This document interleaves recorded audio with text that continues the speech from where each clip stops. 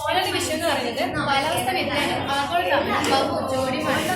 ഇതിനങ്ങനെ എടുക്കാം. കാരണം 10ാം ക്ലാസ് 4 വന്ന ടെക്സ്റ്റ് ബുക്കിൽ ജോഗ്രഫിയിൽ 2ാമത്തെ ചാപ്റ്ററായ കാലാവസ്ഥ മേഖലകളിൽ കാലാവസ്ഥ മാറ്റം 7ഓളം കാലാവസ്ഥ മേഖലകളെ പറ്റി പറയുന്നുണ്ട്. 7 കാലാവസ്ഥ മേഖലകളെയും ആഗോളതാപനം ബാധിച്ചെങ്കിലും ഏറ്റവും കൂടുതൽ ബാധിച്ച 2 പ്രധാനപ്പെട്ട മേഖലകളാണ് ഒന്ന് നേപ്പാൾ, അതുപോലെ തന്നെ മാലദ്വീപ്.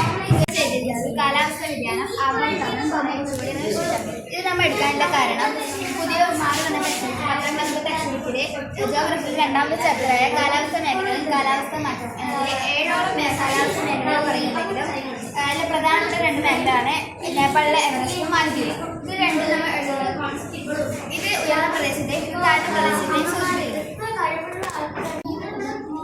എംപവർമെന്റ് മാത്രമല്ല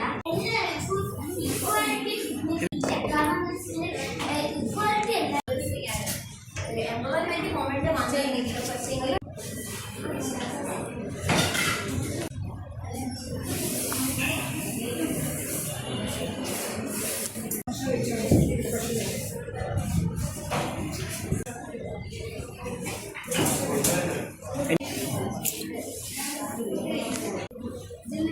കാർബൺ ഡയോക്സൈഡ്